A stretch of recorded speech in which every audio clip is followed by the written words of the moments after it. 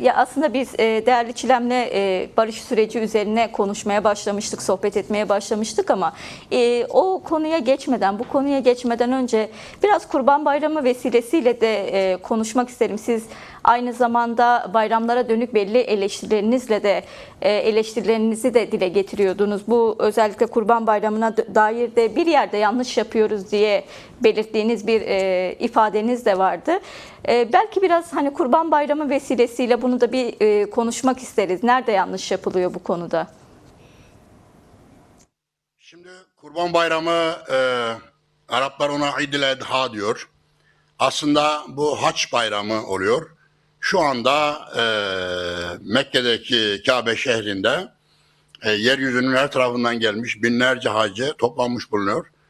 Onların haç günleri, aslında bunlar Kur'an'daki tabirle Haccı Ekber, yani haç, büyük haç günleri anlamına geliyor. Onlar orada hac ederken biz de onların haçlarına katılmış oluyoruz.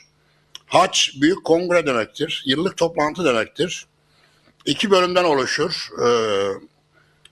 Nüsuk bölümü, yani bir tam ritüeller icra edilir. İşte Kabe'nin etrafında toplanılır, dönülür. Arafat'ta vakfiye durulur. Safa ile Merve arasında gidilir gelinir. Sonra da orada toplanan Müslümanlar dünyanın sorunlarını görüşürler, konuşurlar.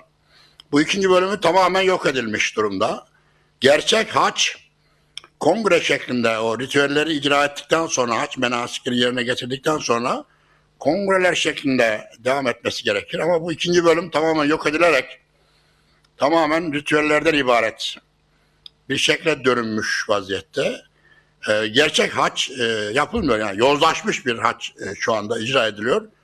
Şimdi Peygamber zamanında Mekke'ye hacılar gelince o zamanki 7. yüzyıl Mekke toplumunda bir Orta Asya'da çölün içinde bir kasaba büyüklüğünde yer olduğu için hacılara ikram, develer kesip sofralar kurma şeklinde oluyordu.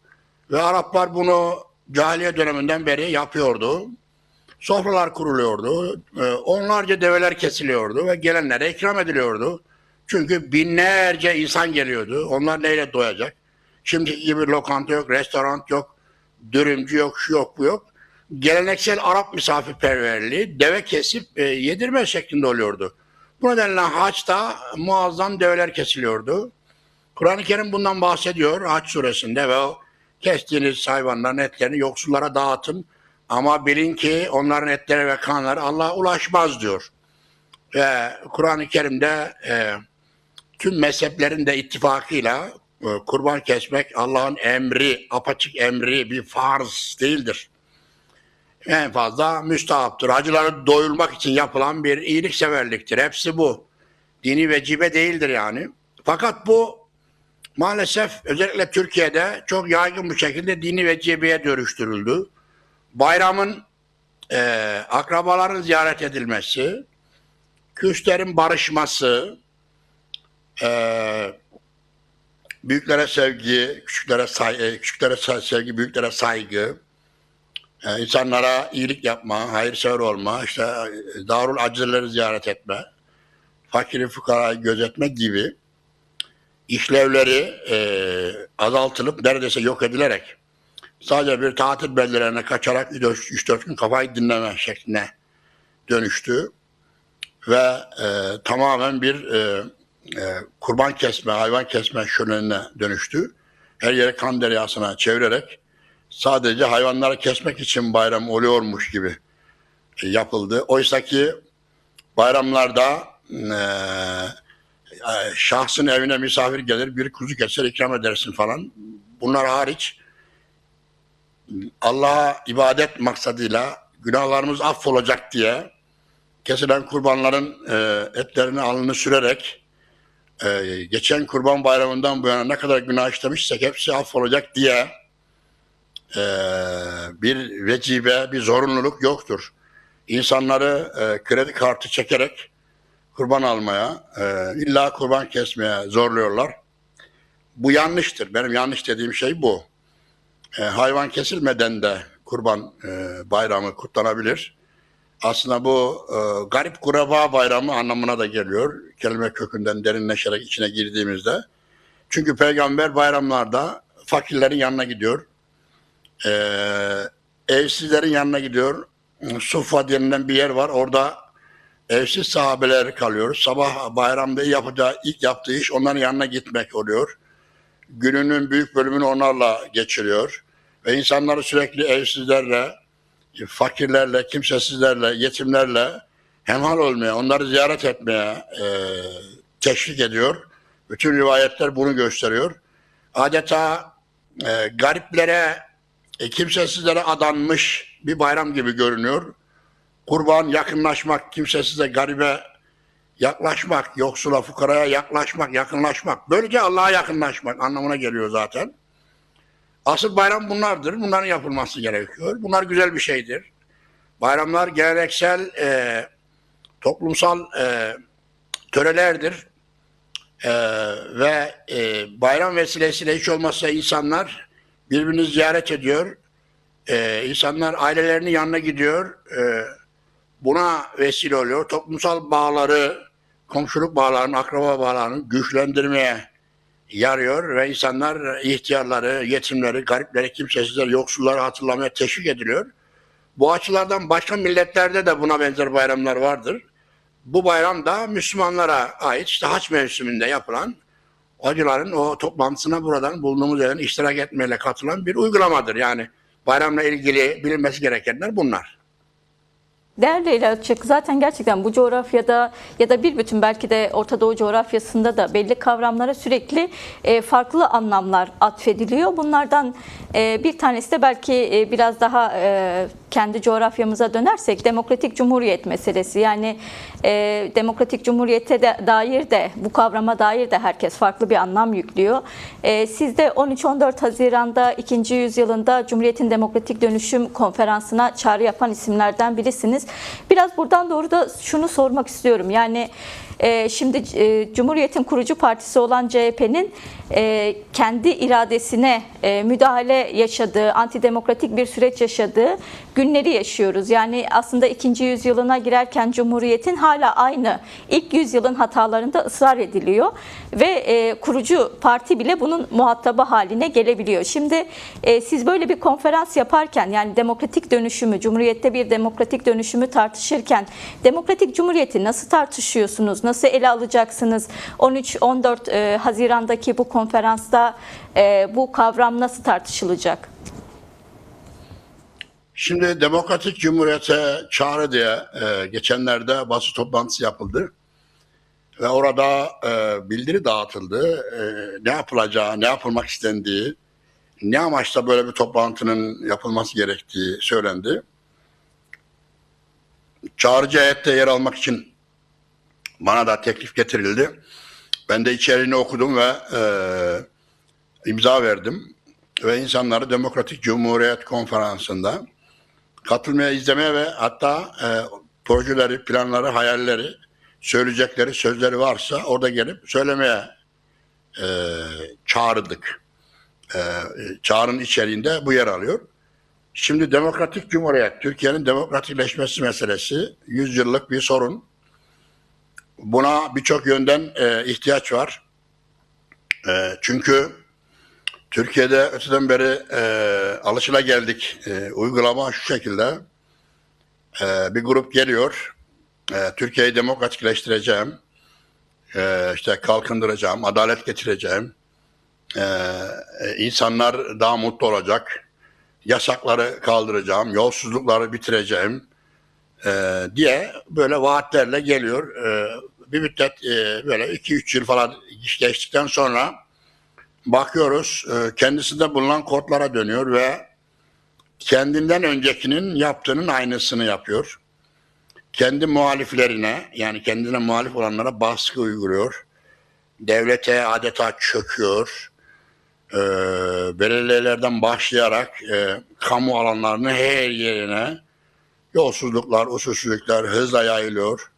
Bunları kayırıyor, bunlar üzerine gitmiyor.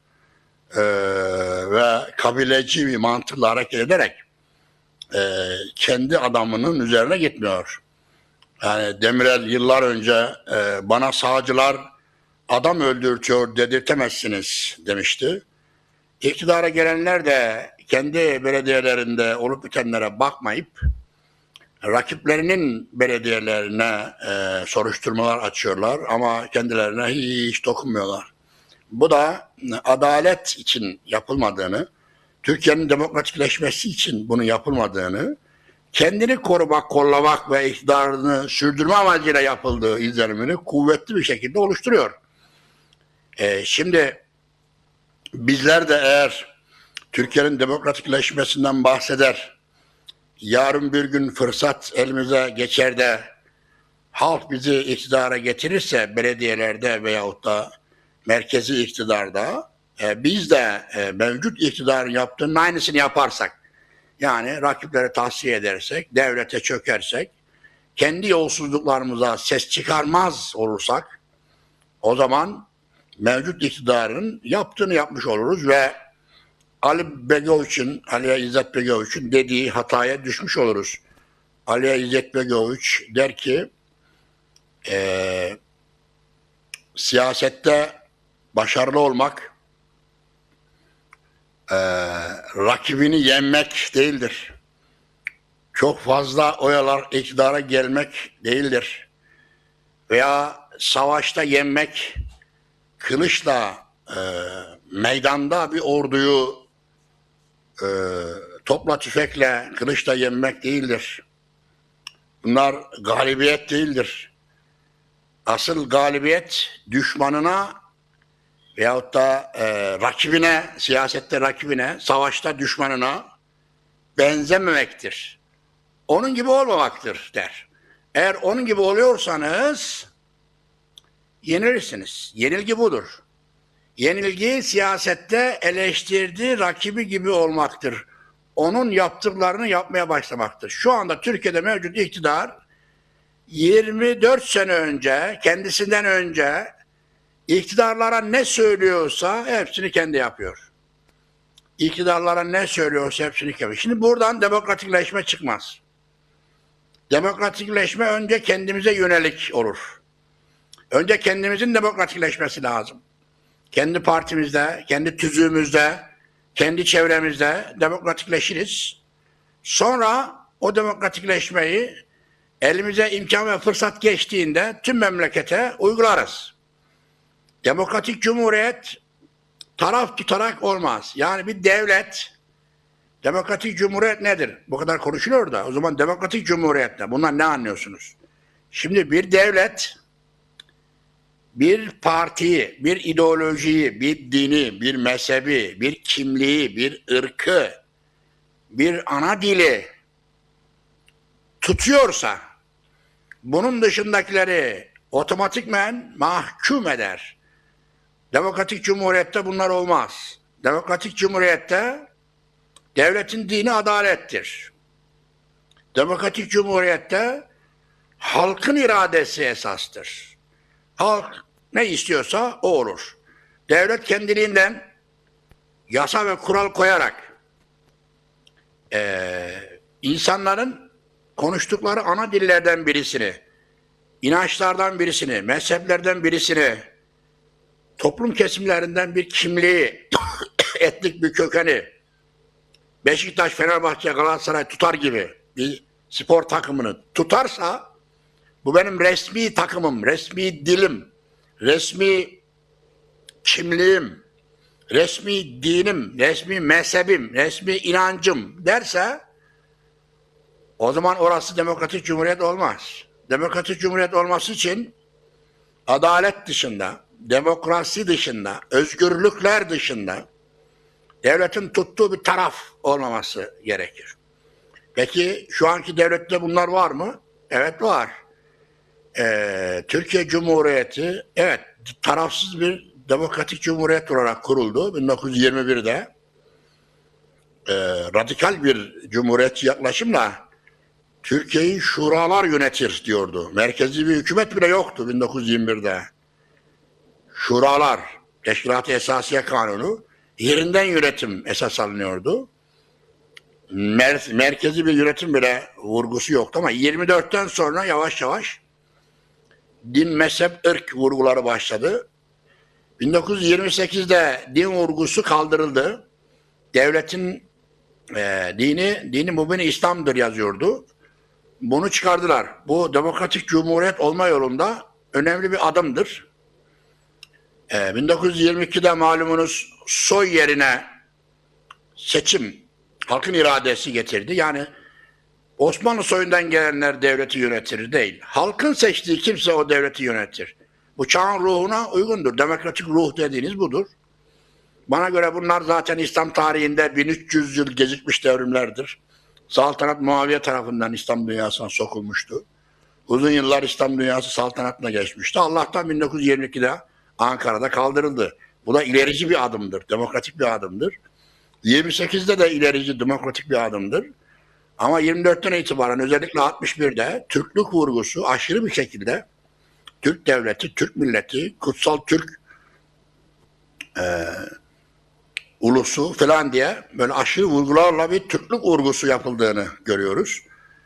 Bu her ne kadar buradaki Türklük bildiğiniz anlamda etnik kimlik değildir. Üst kimliktir. Üst kimliktir. Irksal, kavimsel, etnik anlamı yoktur. Dense de öyle değil. Öyle değil. Eğer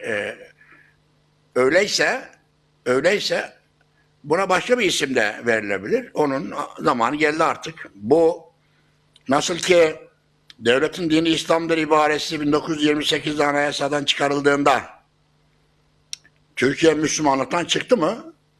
Çıkmadı. Ya Türkiye'de işte Müslüman ezanlar okunuyor, camiler açık, insanlar hacca gidiyor. En fazla basılan, dağıtılan, okunan kitap Kur'an-ı Kerim. Müslümanlığın yaşanmasına bir engel yok. Müslümanlıktan çıkma bir teklifi de yok yani. Dünyada en fazla ezan Türkiye'de okunuyor. Bizatihi devletin Diyanet İşleri Kurumu var. Bunun eliyle icra ediliyor. Müslümanlık yok olmadı yani memlekette.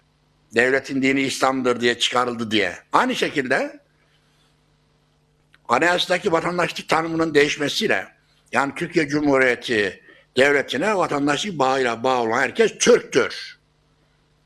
Yerine Türkiye Cumhuriyeti'ne vatandaşlık bağıyla bağlı olan herkes Türkiye Cumhuriyeti vatandaşıdır. Böyle olması gerekiyor. Evet. Bu beşbiri yol bu. Kaçınılmaz. Böyle olduğu zaman da Türk'ten falan vazgeçme. Türk milleti falan ortadan kalkmış olmuyor. Sosyolojiyi yok edemezsin. Devletten bahsediyor. Devlet tam bağımsız ve tarafsız olacak. İşte demokratik cumhuriyet bu demek yani.